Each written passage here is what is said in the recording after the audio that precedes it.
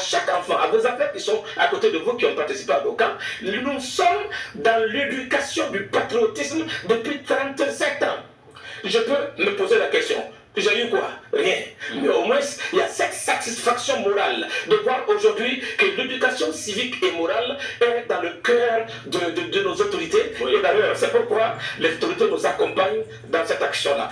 Donc, l'intérêt d'inscrire son enfant dans un camp, c'est de lui permettre d'acquérir des connaissances et surtout une ouverture d'esprit. Ouais. Alors l'une de vos forces dans vos camps Sovicap, c'est bien entendu la sécurité. Comment vous assurez la sécurité des enfants? Ça c'est une très belle question. Comment assurons-nous la sécurité des enfants? Premièrement, nous discutons avec les parents et les enfants avant le départ. On les présente le règlement intérieur. Ça c'est le projet éducatif et ça c'est le règlement intérieur. Chaque parent a accès à notre projet éducatif et à notre règlement intérieur que voici. Et une fois que vous avez pris connaissance au projet éducatif et au règlement intérieur, dans le règlement intérieur, il est écrit que là où nous allons loger, que ce soit entouré ou pas, il est formellement interdit d'aller au-delà de 5 cm sans une autorisation écrite du directeur du camp. Autrement dit, on ne sort pas dans nos camps, ce n'est pas un marché. Tout est structuré. Et j'ai l'habitude de dire aux parents, si durant le camp, un enfant vient vous dire qu'il a été agressé sexuellement, qu'il a été abusé, qu'il a été violé, ben, posez plainte directement contre le directeur parce qu'il est complice. Et pourquoi? Parce que l'enfant est là toujours au milieu des autres. L'enfant ne se détache jamais de son groupe. Nous sommes toujours ensemble. Nous faisons toutes les activités ensemble. Dans les dortoirs, il n'y a pas de mixité. Les garçons sont logés à part, les filles sont logées à part. Dès qu'il y a un incident au camp, la police, la gendarmerie et les forces de sécurité sont affichées dans nos camps. L'enfant a le droit de prendre son téléphone, d'appeler les autorités qui viennent sur place dans nos camps. C'est la raison pour laquelle, depuis longtemps, la Sovicap est en paix, nous avançons en paix, nous évoluons en paix. Parce que simplement, le règlement intérieur et des enfants bien disciplinés, organisés, viennent dans nos camps.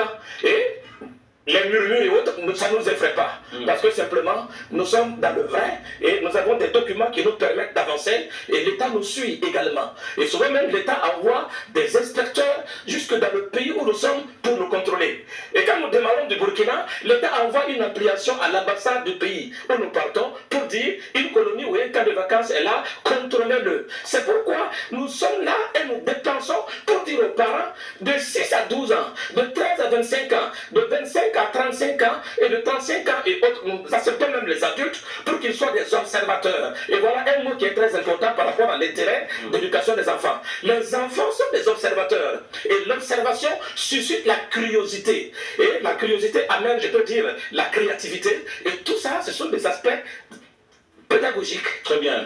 On va aller beaucoup plus vite, hein, pasteur, parce qu'on est en train de déborder. À présent, on va parler du contenu et du programme de cette édition 2026. Parlant de contenu, la première sortie, c'est Lomé, Cotonou, Porto Novo. Porto Novo, c'est la capitale du Bénin.